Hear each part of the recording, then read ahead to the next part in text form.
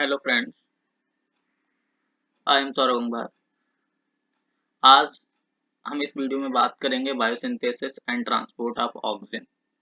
Last video में हमने बात की थी ऑक्सीजन का जो डिस्कवरी के बारे में बात की थी, जो इसके बायो एसे के बारे में बात की थी और जो फिजियोलॉजिकल रिस्पॉन्सेस थे उनके आउटलाइन के बारे में मैंने बात की थी वहाँ पे। तो अब हम बात करेंगे यहाँ पे बायोसिंथेसिस एंड ट्रांसपोर्ट। इसके नेक्स्ट वीडियो में हम जब जाएंगे वहां पे हम उसकी सिग्नलिंग डिटेल में देखेंगे, जो सीएसआईआर पॉइंट ऑफ व्यू से बहुत ज्यादा इंपॉर्टेंट है। बायोसिंथेसिस भी सीएसआईआर पॉइंट ऑफ व्यू से इंपॉर्टेंट है और फिजियोलॉजिकल रोल तो इंपॉर्टेंट है, उनको भी हम सिग्नलिंग के साथ में डिटेल में डिस्कस करेंगे। तो जो बायोसिंथेसिस है ट्रिप्टोफान की, वो हमारी एक तो बायोसिंथेसिस जो हमारी ऑक्सीजन की है वो एक तो ट्रिप्टोफान डिपेंडेंट पाथवे होता है और एक ट्रिप्टोफान इंडिपेंडेंट पाथवे होता है। ठीक है। अब जो हमारा ट्रिप्टोफान डिपेंडेंट पाथवे होता है, ट्रिप्टोफान एक क्या है, अमाइनो एसिड है। ट्रिप्टोफान क्या है, एक एरोमेटिक अमाइनो एसिड है। ठीक है। तो जो ट्रिप्टोफान डिपेंडेंट ऑक्सीजन की बायोसिंथेसिस होती है वो मल्टीपल रूट हैं उसके। तो डिफरेंट पाथवे हैं। एक होता है पाथवे जिसे बोलते हैं आईपीए पाथवे। आईपीए पाथवे मतलब आईपीए पाथवे बोले तो इंडोल पायरुविक एसिड पाथवे, जिसकी फर्स्ट स्टेप में हमारा इंडोल 3 पायरुविक एसिड बनता है। दूसरा जो पाथवे है उसे हम बोलते हैं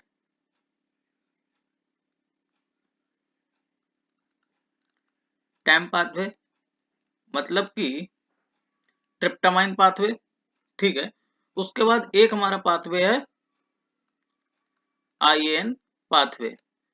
आईएन पाथवे में हमारा क्या होता है, बनता है इंडोल 3 एसिटोनाइट्रिल। ठीक है।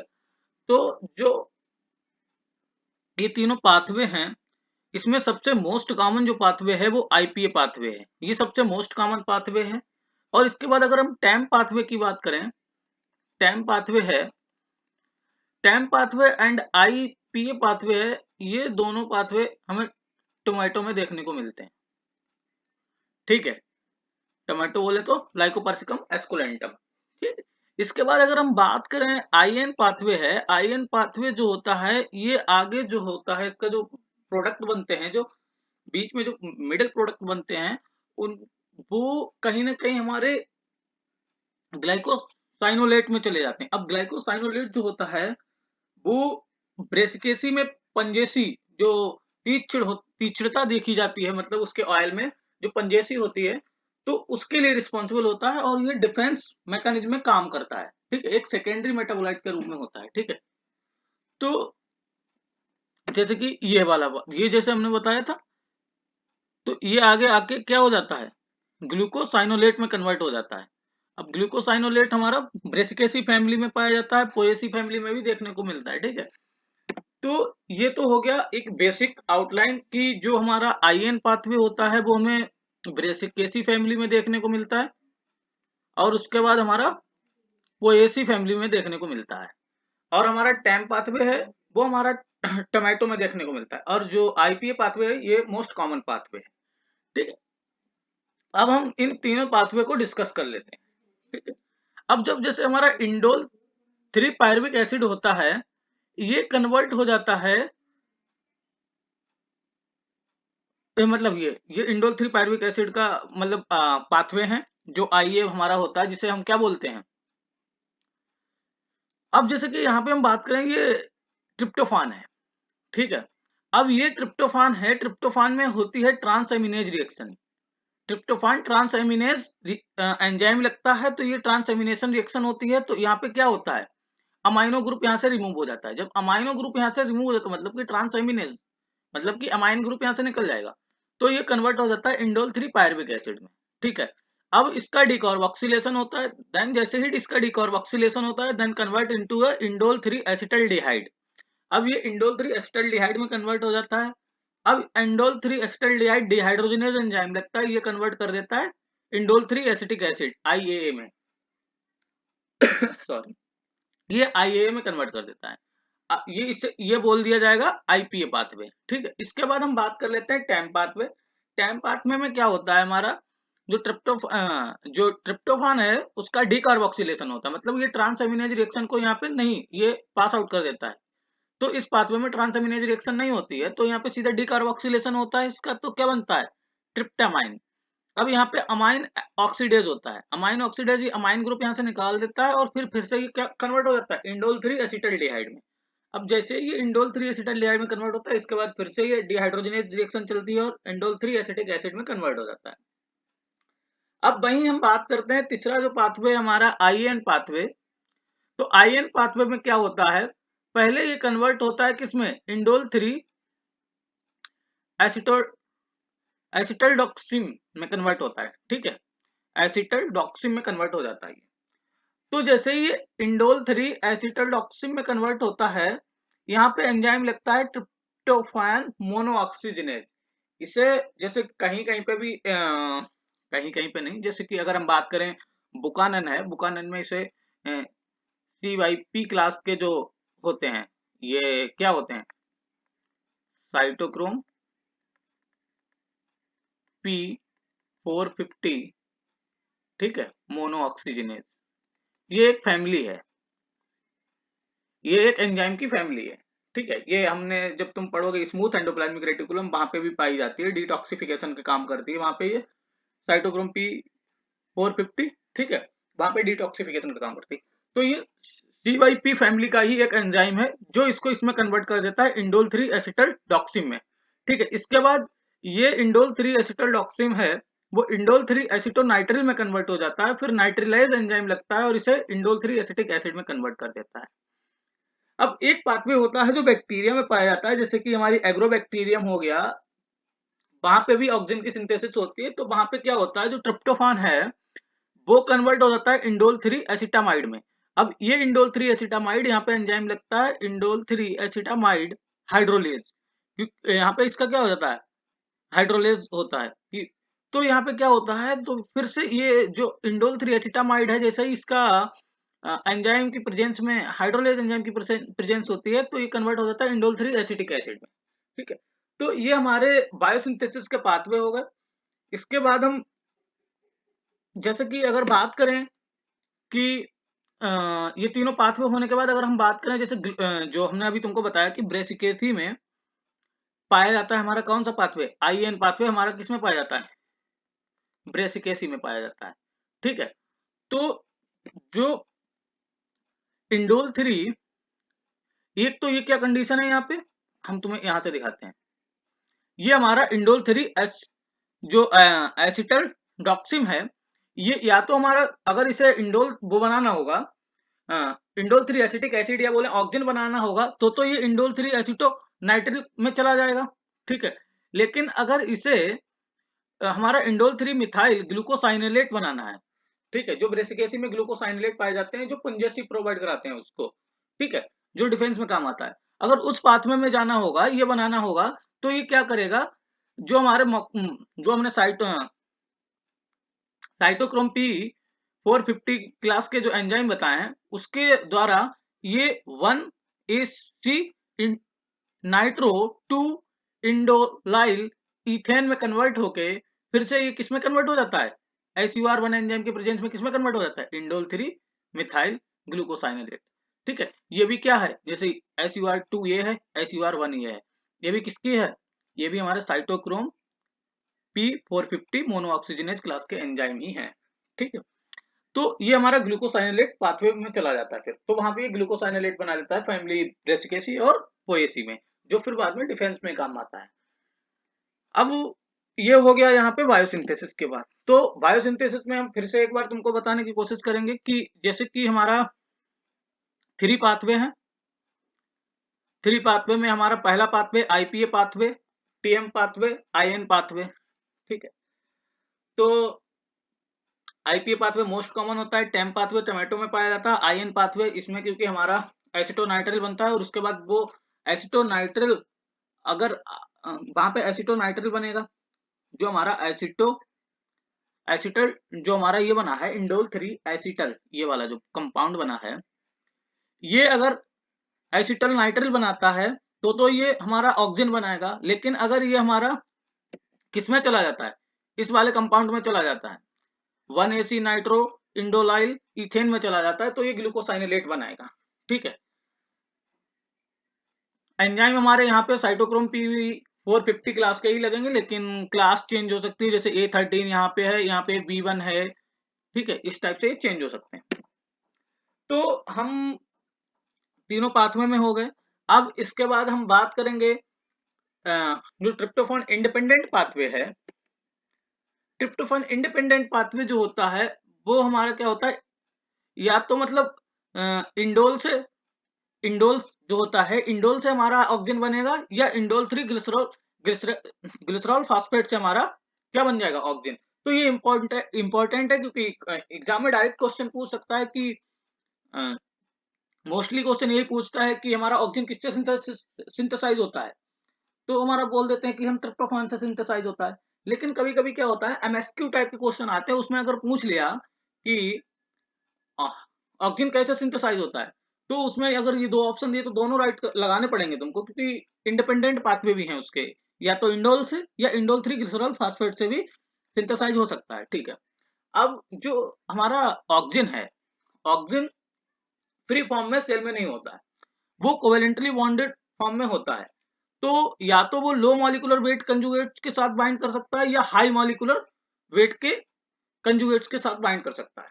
ठीक है, तो जो लो मॉलिक्यूलर, जो हमारे लो मॉलिक्यूलर वेट वाले होते हैं, उसमें पहले तो हम बात करते हैं ईस्टर बॉन्ड के साथ हमारा अगर होगा तो ग्लूकोज के साथ बाइंड होगा, या मायोइनोसिटॉल के साथ। अगर एमाइड लिंकेज होगी ऑक्सीजन के और कंजुगेट्स के बीच में, तो वो हमारा एस्पार्टेट के साथ बाइंड करेगा। IAA ये हमारी एमाइड लिंकेज है और एस्पार्टेट बाइंड हुआ है। ठीक है, ये कंजुगेट, ये लो मॉलिक्यूलर वेट के। अब वही हम बात करते हैं हाई मॉलिक्यूलर वेट में, तो हाई मॉलिक्यूलर वेट में हमारा IA conjugates included IAA glucagon. ठीक है, अब ग्लूकेगॉन क्या होता है, 7 to 50 ग्लूकोज यूनिट पर IAA। ठीक है, तो ये एक काफी मॉलिक्यूलर वेट का हो जाता है। या फिर IA ग्लाइकोप्रोटीन के साथ सम सीरल प्रोटीन, सीरल सीड्स, उसमें ये ग्लाइकोप्रोटीन के साथ कंजुगेट की फॉर्म में प्रेजेंट रहता है। ठीक है, अब जैसे हम बात करें कि जो फ्री कंसंट्रेशन है ऑक्सीजन की, वो नोट कर लेना, ये फ्री कंसंट्रेशन है ऑक्सीजन की, वो हमारी मिलती है mostly root apex, shoot apex, और बोले तो न्यूबॉर्न लीफ, न्यूबॉर्न लीफ। ठीक है, इनमें हमारा जो फ्री ऑक्सीजन का कंसंट्रेशन है वो हाई मिलता है। ठीक है, ये याद रखना। अब वहीं हम बात करें ऑक्सीजन के ट्रांसपोर्ट की। अब हम स्टार्ट करते हैं ऑक्सीजन का ट्रांसपोर्ट। ऑक्सीजन जो है, ऑक्सीजन ट्रांसपोर्ट, ट्रांसपोर्ट ऑक्सीजन का ट्रांसपोर्ट जो है वो पोलर और नॉन पोलर दोनों तरह से हो सकता है।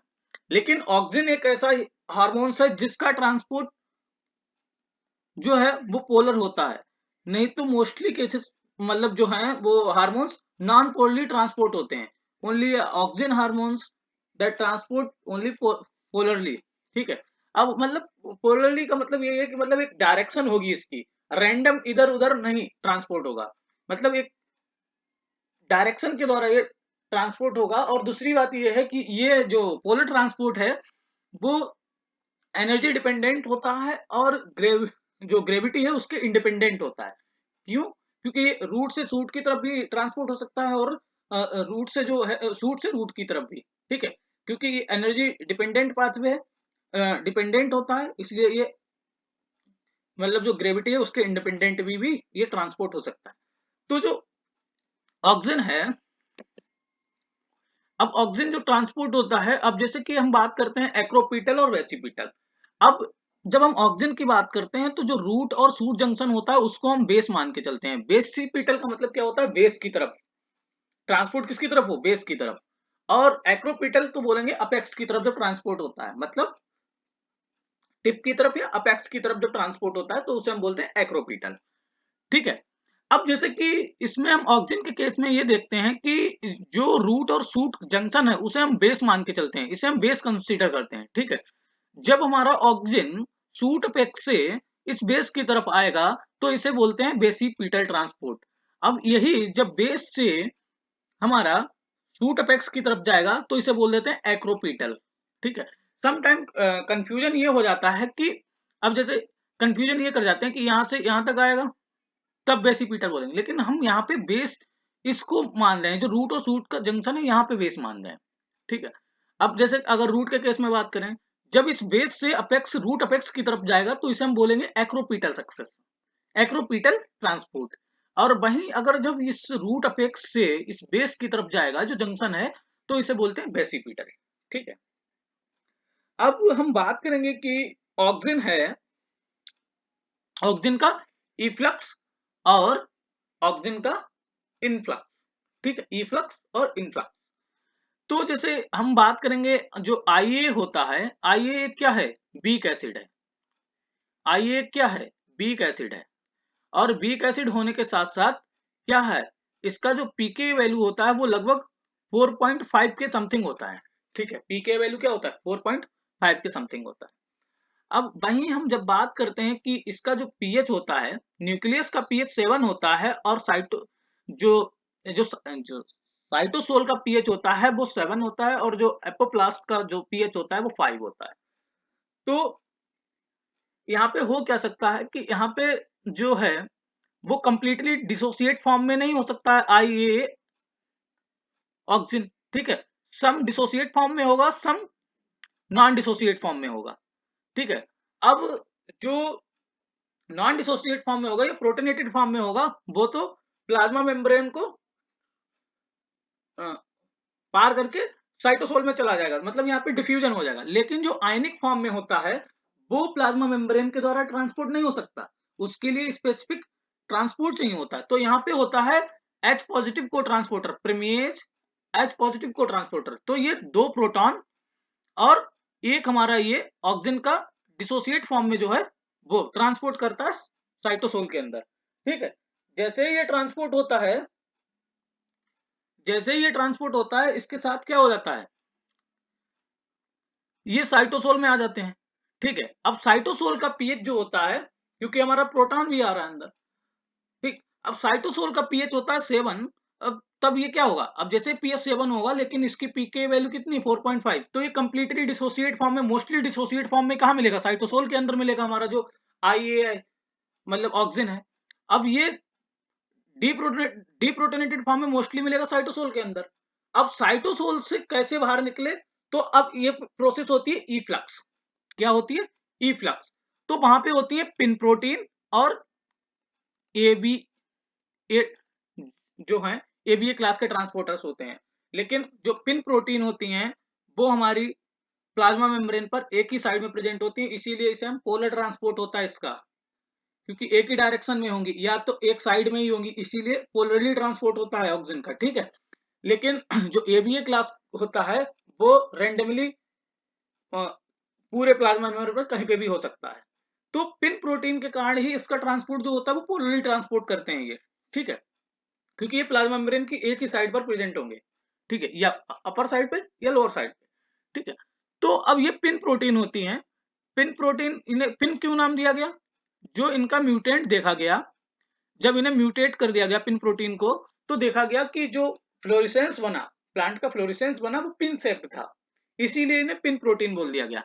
अब जैसे कि इन प्रोटीन, पिन प्रोटीन के द्वारा इसका ट्रांसपोर्ट होता है। ठीक है, फिर इनका इन प्रोटीन्स के द्वारा, पिन प्रोटीन्स के द्वारा ट्रांसपोर्ट होता है। तो ये हमारा इसका क्या हो गया, पोलर ट्रांसपोर्ट। पोलर ट्रांसपोर्ट क्या है, जो हमारा ऑक्सिन है एपोप्लास्ट में, पहली बात तो ऑक्सिन क्या है, वीक एसिड है, तो इसका पीएच यहाँ पे एपोप्लास्ट में कितना होता है 5, लेकिन इसकी पीके वैल्यू कितनी 4.5। तो जो एपोप्लास्ट है, एपोप्लास्ट में ये कंप्लीटली डिसोसिएट फॉर्म में नहीं मिलेगा, कुछ डिसोसिएट होगा, कुछ अनडिसोसिएट होगा। अब जो अनडिसोसिएटेड फॉर्म में है, ठीक है, अनडिसोसिएटेड फॉर्म में बोले तो प्रोटोनेटेड फॉर्म में है। जो प्रोटोनेटेड फॉर्म में वो तो डिफ्यूजन के द्वारा कहां चला जाएगा, साइटोसोल में चला जाएगा। लेकिन जो डीप्रोटोनेटेड है या डिसोसिएट हो गया है, उसके पास क्या हो गया, नेगेटिव चार्ज आ गया, अब उस पर आयनिक कंडीशन आ गई, तो वो अब क्या होगा, प्लाज्मा मेम्ब्रेन के द्वारा परमेबल नहीं है, तो उसके लिए ट्रांसपोर्टर चाहिए। तो अब यहाँ पे परमेज H पॉजिटिव को ट्रांसपोर्टर होता है, वो क्या करता है 2 प्रोटॉन साथ में एक ऑक्सीजन का मॉलिक्यूल अंदर साइटोसोल में जाता है। अब साइटोसोल का पीएच जो होता है वो 7 होता है। अब जैसे ही साइटोसोल का पीएच 7 होता है, वो क्या करता है, लेकिन तुम वहां पे कंफ्यूजन करोगे, जब 2 प्रोटॉन आ रहे हैं तो यहाँ पे पीएच कम होना चाहिए, लेकिन इसके साथ साथ यहाँ पे देखो ये H पॉजिटिव जो है, H पॉजिटिव एटीपीएज हैं, ये एटीपी का यूज करके प्रोटॉन को बाहर निकाल रहे हैं। जब ये प्रोटॉन को बाहर निकाल रहे हैं यहाँ से, तो ये भी देखो कि फिर तो पीएच यहाँ पे ज्यादा होगा, पीएच 7 है। अब पीएच 7 है, इसका मतलब क्या है, पी के वैल्यू आई की कितनी है 4.5, तो पीएच 7 है, तो यहाँ पे ये कंप्लीटली डिसोसिएट हो जाएगा, डीप्रोटोनेटेड फॉर्म आ जाएगी। अब ये कंप्लीटली डीप्रोटोनेटेड फॉर्म को कैसे हम साइटोसोल से बाहर निकालें, तो इसके लिए हमारा होता है पिन प्रोटीन। ये पिन प्रोटीन निकालती है, मोस्टली केसेस में पिन 1 प्रोटीन हमारा मोस्टली स्टडी फॉर्म है, ठीक है। तो ये पिन प्रोटीन हो गया। अब हम बात करेंगे कि ऑक्सीजन ट्रांसपोर्ट है, उसके इनहिबिटर क्या है, जो प्लांट में नहीं पाए जाते हैं, वो हमारे हैं एनपीए, उसके बाद टीआईवीए 2,3,5 ट्राईआयोडो बेंजोइक एसिड, उसके बाद 1NO, ठीक है। इसके बाद कुछ नेचुरली जो प्लांट में ही पाए जाते हैं, वो है हमारा क्यूरेसेटीन और दूसरा है जेंसेटीन, ठीक है। ये तो हो गया पोलर ट्रांसपोर्ट। इसके बाद हमारा नॉन पोलर ट्रांसपोर्ट भी होता है ऑक्सीजन का। Non polar transport, non polar transport जो होता है वो इसके इंडिपेंडेंट नहीं होता है पोलर के, पोलर के साथ ही साथ इसका ट्रांसपोर्ट होता है। और जो हमारा लीफ होता है, लीफ में हमारा फ्लोएम में बनता है हमारा फूड, ठीक है। वहीं पे भी हमारा क्या होता है, जैसे कि सोर्स और सिंक तुमने फ्लोएम लोडिंग और अनलोडिंग होता है, वैसे ही यहाँ पे देखा जाता है नॉन पोलर के केस में सोर्स और सिंक, मतलब ऑक्सीजन जहाँ पे है वहां से डिस्ट्रीब्यूट होगा फ्लोएम के थ्रू। अब जब ये फ्लोएम के थ्रू डिस्ट्रीब्यूट होगा तो वहां पे बोलते हैं कि ये नॉन पोलरली डिस्ट्रीब्यूट होता है, ठीक है। तो इसका जो ट्रांसपोर्ट होता है वो पोलर और नॉन पोलर दोनों होता है। अब हम देखेंगे नेक्स्ट वीडियो में कि हम ऑक्सीजन की सिग्नलिंग क्या है, ऑक्सीजन के और फिजियोलॉजिकल रोल कंप्लीटली डिस्कस करेंगे। तो यहाँ पे हमने ट्रांसपोर्ट डिस्कस किया, बायोसिंथेसिस डिस्कस किया। अगर कहीं पे भी ना समझ आया हो तो प्लीज कमेंट बॉक्स में जरूर बताएं। हम यहाँ पे नॉन पोलर ट्रांसपोर्ट को नेक्स्ट वीडियो में थोड़ा और डिटेल में बता देंगे। अगर यहाँ पे मतलब मैंने खाली एक अपनी सेंटेंस या बोल के ही बता दिया कि नॉन पोलर ट्रांसपोर्ट कैसे होता है, अगर बाय द डायग्राम या थ्योरेटिकली बताना होगा तो हम नेक्स्ट वीडियो में बता देंगे, ठीक है। Please like and subscribe my channel. Thank you friends.